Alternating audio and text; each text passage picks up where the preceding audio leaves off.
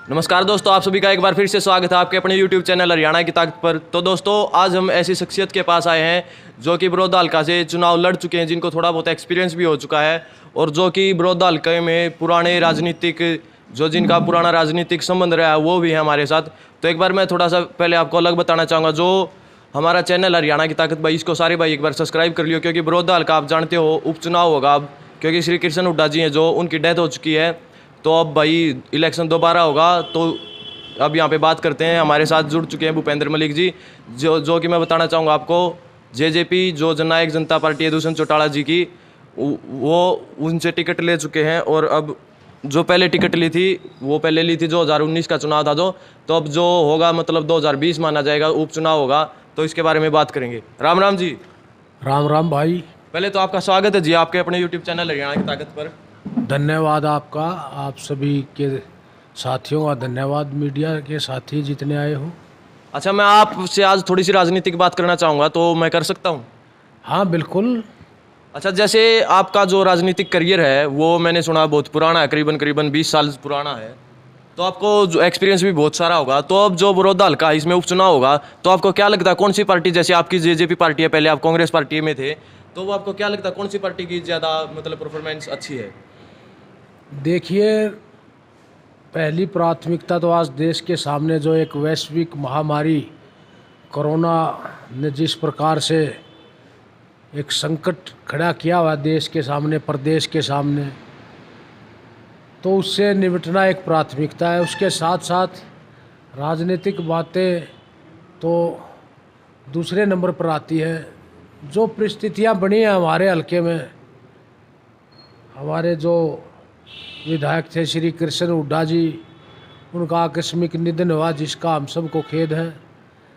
ये जब भी चुनाव होगा बड़ौदा विधानसभा में, तो जो यहाँ के मुद्दे हैं उन पे ये चुनाव होगा। और मैं मानता हूँ कि चौधरी देवीलाल का गढ़ रहा है बड़ौदा हल्का, ये उनकी कर्म भूमि रही है।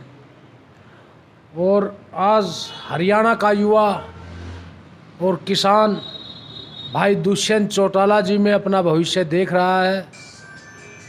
जिस प्रकार से आज दुष्यंत चौटाला उभर कर आए हैं हरियाणा के राजनीतिक पटल पर, ये एक बहुत अच्छी शुरुआत है उनकी।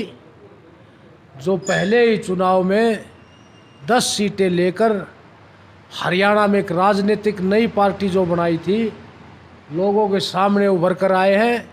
एक जो विकल्प उन्होंने दिया है हरियाणा में आने वाली राजनीति को दिशा देने के लिए, जो एक नेतृत्व आज भाई दुष्यंत चौटाला जी के में आज देख रहा है हरियाणा, तो इसको देखते हुए आने वाला समय भाई दुष्यंत चौटाला जी का है। और जो मुद्दे लेकर चले हैं, जो लोगों की भलाई के लिए ही उन्होंने आज बीजेपी सरकार के साथ गठबंधन करके सरकार में भागीदारी की है। विपक्ष तरह तरह के आरोप लगाता है, ये सिर्फ एक आरोप लगाने से जनता का भला नहीं हो सकता। दुष्यंत चौटाला जी की सोच है कि सरकार के साथ मिलकर ही लोगों का कुछ भलाई का काम किया जा सकता है। जो जनता के बीच में जो वायदे करके आए हैं, उनमें से जितने भी करवाए जा सकते हो सरकार के साथ मिलकर करवाए जा सकते हैं। मैं मानता हूँ जितना उनका जो वायदे थे उनमें से एक दो भी पूरा करवा लिया गया तो मैं समझूंगा एक समय का सदुपयोग होगा। एक 5 साल यूँ कहने से, जिस प्रकार कांग्रेस पार्टी 30-31 विधायक लेने के बाद ये कहती है कि हम तो सत्ता में नहीं, ये एक समय ज़ाया करने की बात है। अब भाई दुष्यंत चौटाला जी की कितनी बढ़िया सोच है। जिस प्रकार चौधरी छोटूराम, दीनबंधु छोटूराम जी ने किसान कमेरे के भले के लिए तत्कालीन अंग्रेज शासकों से हाथ मिलाकर किसान को बचाने का काम किया था, उसी प्रकार से आज दुष्यंत चौटाला जी ने सरकार में भागीदारी करके किसानों की आवाज़ उठाने का काम किया है। कहीं न कहीं ये एक किसान के कमेरे के, देहात के युवा के हितों के लिए उन्होंने ये फैसला लिया और उसी के प्रयास में सरकार पर दबाव बनाते रहते हैं और किसान की युवा की आवाज़ उठाते रहते हैं। ये एक उनका बहुत अच्छा निर्णय है। अच्छा मलिक साहब, आपने जो अभी बात की है किसानों की, तो इस पे भी थोड़ी चर्चा कर लेते हैं। जैसे मैंने सर्वे किए हैं 2-3 गांव के, मेरे को नहीं पता आपने देखे हैं या नहीं देखे, तो वहाँ पे किसान जो मैंने देखे वो बहुत नाराज़ चल रहे हैं सरकार से, क्योंकि जो सरकार ने वायदा किया था कि 72 घंटे में किसान की जो राशि होगी, जो फसल की जो पैसे होंगे वो उनके खाते में आ जाएंगे, तो वो अभी तक आए नहीं, करीबन 20 दिन हो गए। देखिए, ये जो पूरे देश में डिजिटलाइजेशन हुआ है, ये हरियाणा प्रांत की बात नहीं है। जिस प्रकार आपने देखा पूरे देश में आज ऑनलाइन से या ई ट्रेडिंग से ये एक सिस्टम बन गया है कि सीधा डायरेक्ट खाते में आने का। ये कोई हरियाणा प्रदेश की बात नहीं है, ना हरियाणा सरकार की। जो सरकार ने फैसला लिया है, अब की बार दुष्यंत चौटाला के प्रयासों से पुराने सिस्टम के तहत ये आड़तियों को भी पैसा दिलवाने का उनका प्रयास था, और जो एक आपातकाल की स्थिति थी आज प्रदेश में, एक चुनौती भरा कार्य था। उधर किसान की फसल समय पे खरीदनी और उधर सोशल डिस्टेंसिंग का पालन करना, मंडियों में भीड़ ना होने देना। इस चुनौतीपूर्ण कार्य में चुनौती को भी स्वीकार करते हुए दुष्यंत चौटाला अपने घर से निकलकर मंडियों का दौरा किया। आपने देखा हुआ विपक्ष का कोई नेता मंडियों में नहीं आया, खाली कमरे में बैठ के बयानबाजी की, सिर्फ उन्होंने अपनी राजनीतिक रोटियां सेकी। ये कोई सहयोग नहीं किया कि भाई मंडियों में किसान को असुविधा ना हो, इस बात के लिए सहयोग करें और किसान की फसल ज़्यादा से ज़्यादा खरीदी जाए समय पर। ये सिर्फ और सिर्फ दुष्यंत चौटाला जी ने किया प्रयास, जबकि कृषि मंत्रालय भी उनके पास नहीं था।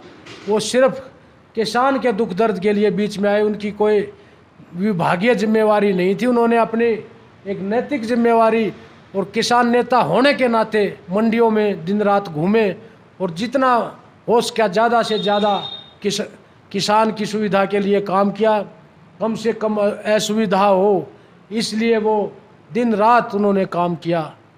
ये मैं मानता हूँ उनको, हम उनके शुक्रगुजार हैं और उनको धन्यवाद देते हैं जो उन्होंने अपना दिन रात एक किया किसान के। अच्छा, तो आपने अभी बताया कि जो दुष्यंत चौटाला केवल यही गए हैं मंडियों में, तो जो एक आप भी जानते होंगे अभय चौटाला जी हैं, मैं उनका जिक्र करना चाहूँगा। जो मैंने कई वीडियो भी देखे हैं, अभय चौटाला जी मंडियों में गए हैं, ये बात मैं आपको इससे अवगत करवाना चाहूँगा। तो अभय चौटाला जी ने भी दुष्यंत चौटाला का भी बहुत निशाने पर लिया, दुष्यंत चौटाला जी को भी, उनका भी बहिष्कार किया और बीजेपी सरकार का भी। तो इस पर आप क्या कहना चाहोगे? देखिए, विपक्ष का तो काम ही होता है एक आलोचना करना। विपक्ष तो सिर्फ और सिर्फ अपनी राजनीतिक रोटियां सेकता, वो ये नहीं देखता कि आज किस संकट में सरकार, किन परिस्थितियों में, किस चुनौतीपूर्ण माहौल में किसान की फसल खरीद रही है, किस प्रकार से आज एक तरफ तो ये भीड़ ना होने देना, सोशल डिस्टेंसिंग को अपनाना, मंडियों में गैदरिंग ना होने देना, और दूसरी तरफ विपक्ष अपनी राजनीतिक रोटियां सेक रहे, चाहे कांग्रेस है चाहे कोई दूसरा है, वो सब ने अपना राजनीतिक बयानबाजी की है, राजनीतिक रोटियां सेकी है सिर्फ और सिर्फ, और उनका कोई दूसरा वो नहीं था कि भाई इस महामारी के समय में आकर सहयोग करे सरकार का या जनता के सुख दुख से उनको कोई सरोकार हो। अच्छा, मैं एक बार दिग्विजय चौटाला जी से मिला था, तो कोई प्रोग्राम था उनका, छोटी सी मेरी बात हुई थी, तो मैंने पूछा था कि 2024 में जेजेपी से बड़ौदा हल्का का कौन सा कैंडिडेट चुनोगे आप? तो उन्होंने बताया था कि भूपेंद्र मलिक ने भी अपना अच्छा साथ दिया है। तो अगर वो दोबारा आप पे दाव खेलना चाहे तो आप क्या उम्मीद पे खरा उतर पाओगे? देखिए, हमें पूर्ण विश्वास है कि हम 100% ये सीट जीत कर लाएंगे, और जो जनता का और बड़ौदा हल्के का हमारे ऊपर आशीर्वाद है, उसको देखते हुए हमारे को पूर्ण विश्वास है कि हमें ज़रूर विजय श्री मिलेगी बड़ौदा हल्का से अब की बार। अच्छा, मैंने एक चैनल पे एक वीडियो देखी थी, तो उसमें बताया गया था कि जो कांग्रेस है, कांग्रेस की लिस्ट में भी आपका नाम कहीं ना कहीं बताया जा रहा है, तो इसमें कितनी सच्चाई है? इसमें कोई सच्चाई नहीं है। हम जननायक जनता पार्टी के समर्पित कार्यकर्ता है। पार्टी टिकट देगी जब भी हम अपनी ड्यूटी को बखूबी निभाएंगे, और पार्टी और कोई जिम्मेवारी लगाएगी उसको भी बखूबी निभाएंगे। ये तो एक खाली मीडिया ने उठा रखा है, हमारा तो एक समर्पित कार्यकर्ता है। पार्टी टिकट देगी जब भी इसमें है, ना देंगे जब भी इसमें है। अच्छा, जैसा कि आपने अभी बताया जी, कोरोना है, जो कोरोना महामारी फैली हुई है, तो इसमें आपके समर्थक भी होंगे, और राजनीतिक में अगर समर्थकों को टाइम पे नहीं संभाला जाए तो वो यहाँ से वहाँ जा सकते हैं। तो इसके मुताबिक आपको कितना मुश्किल लगता है? आप संभालते हो उनको जो आपके बिल्कुल। हम देखिए, आप इस महामारी के समय में भी हम जितना भी समय है अपने हल्के वासियों के, अपने साथियों के दुख दर्द में फ़ोन के माध्यम से या जहाँ जाना ज़रूरी होता है वहाँ जाते भी हैं।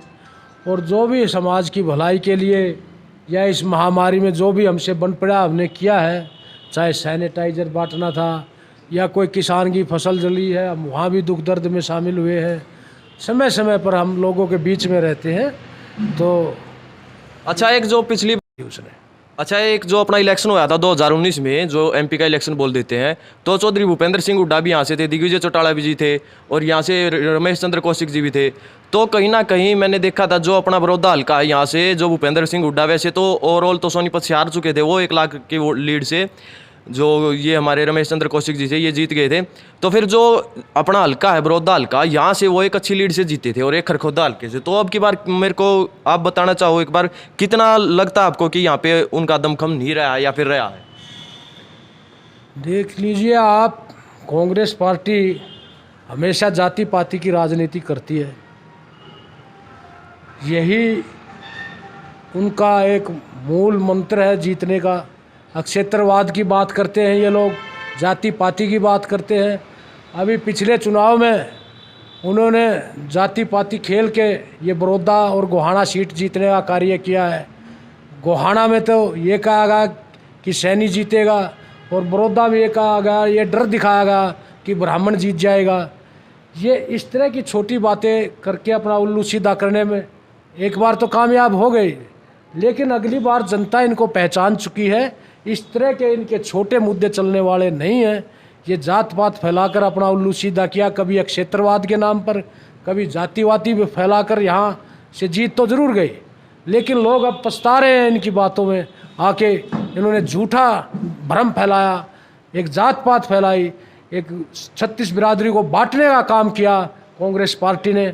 सिर्फ अपने राजनीतिक फ़ायदे के लिए इन्होंने एक दूसरे से लड़वाने का काम किया, जाट को ब्राह्मण से लड़वाने का काम किया, ब्राह्मण से जाट को लड़वाने का काम किया। ये छोटी सोच के लोग हैं, ये सिर्फ छोटे मुद्दों को लेकर ही जनता के बीच में आते हैं। वो काट की आंधी एक बार चढ़ती है, दोबारा नहीं चढ़ती। भूपेंद्र हुड्डा भी यहाँ खुद इसीलिए हारे, जाति पाति राजनीति की उन्होंने।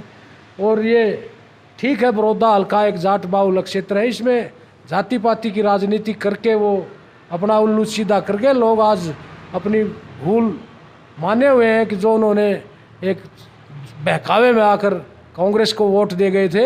अब की बार ऐसी भूल नहीं होगी यहाँ। तो अच्छा, कांग्रेस पार्टी में आपने बहुत सारी तपस्या की है, करीबन 10-15 साल मैंने देखा था। तो आपको फिर भी वहाँ पे नाकामियाँ मिली थी, तो वहाँ पे आप कामयाब नहीं हो पाए थे टिकट लेने में। तो इसके पीछे क्या लगता है आपको? जो श्री कृष्ण हुड्डा जी को टिकट दी थी वो बताया जा रहा है कि इस हल्के के नहीं थे। देखिए, मैंने कहा ना आपको 10-15 साल नहीं, मैं 1990 से राजनीति में हूँ, और मेरा परिवार तो 3 पीढ़ियों से राजनीति में है। 90 में मैंने छात्र संघ का चुनाव लड़ लिया था। ठीक अच्छा, है, चेयरमैन बनाए गए थे शायद आप? हाँ, मैं मार्केट कमेटी का चेयरमैन रहा था 1.5 वर्ष। तो ऐसा है कि भूपेंद्र हुड्डा जी का और दीपेंद्र हुड्डा जी का एक ही प्रोग्राम है, यहाँ से कोई राजनीतिक रूप से मजबूत होकर ना उभरे। ये बड़ौदा हल्का के लोग राजनीतिक रूप से मजबूत ना हो कि ये मजबूत होंगे, अपना हक मांगेंगे। यहाँ ऐसे डम्मी लोगों को राजनीति में आगे लाया जाए जिनका कोई लोगों में वजूद ना हो, और उनका हक आगे कलोई हल्के को दिया जाए, रोहतक को दिया जाए। इसी उद्देश्य से उन्होंने हम जैसे युवाओं को आगे नहीं आने दिया राजनीति में कि ये यहाँ से अपना हक मांगेंगे, बड़ौदा हल्का की आवाज़ बनेंगे, बड़ौदा हल्का की हिस्सेदारी मांगेंगे। इसी उद्देश्य से उन्होंने यहाँ के किसी नेता को आगे नहीं आने दिया। आगे भी उनका यही उद्देश्य है कि यहाँ के लोगों को राजनीतिक रूप से मजबूत ना होने दें, और यहाँ से एक खाली चौधर का नारा देकर अपना उल्लू सीधा करते रहे। चौधर आए जब सिर्फ और सिर्फ कलोई को के काम करते रहे, उनका ये एकमात्र उद्देश्य है। अच्छा, जैसे मैंने सर्वे किए थे 2-3, तो मैं आगे भी करता रहूँगा। वहाँ पे लोगों के कुछ सवाल थे। एक सवाल था, बड़ा टेढ़ा सवाल था, वो पूछना चाहूँगा मैं आपसे, जो कि बताया था कि जो भूपेंद्र मलिक जी हैं वो भूपेंद्र हुड्डा के कांटेक्ट में है, तो वो मतलब पासा पलटने में मतलब जा सकते हैं। तो इस पे क्या कुछ कहना आपका, क्योंकि राजनीतिक में संभावना कुछ भी हो सकती है। इन बातों में कोई सच्चाई नहीं है। हमारा उनसे कोई कांटेक्ट नहीं है, ना ही कोई इस तरह का इरादा हमारा भविष्य में भी। और हम एक आपको बता चुके हैं, हम समर्पित कार्यकर्ता हैं जननायक जनता पार्टी के। दुष्यंत चौटाला हमारे नेता हैं, डॉक्टर अजय सिंह, डॉक्टर केसी बांगड़ हमारे नेता हैं, और जो भी पार्टी फैसला लेगी हम उस पर फूल चढ़ाएंगे बिल्कुल। तो भाई आपने वीडियो देख ली है, जो बयान है वो भूपेंद्र मलिक जी ने जो दिए हैं, तो आप वीडियो को ज़्यादा से ज़्यादा शेयर करना और लाइक करके अपने कमेंट्स ज़रूर बताना भाई। तो वीडियो को ज़्यादा से ज़्यादा शेयर ज़रूर करना, क्योंकि जो भूपेंद्र मलिक जी हैं ये जेजेपी के पूर्व जो टिकट के हकदार थे, जिनको टिकट मिली थी वो हैं। तो भाई इसी के साथ जय हरियाणा और जय हरियाणी भाई।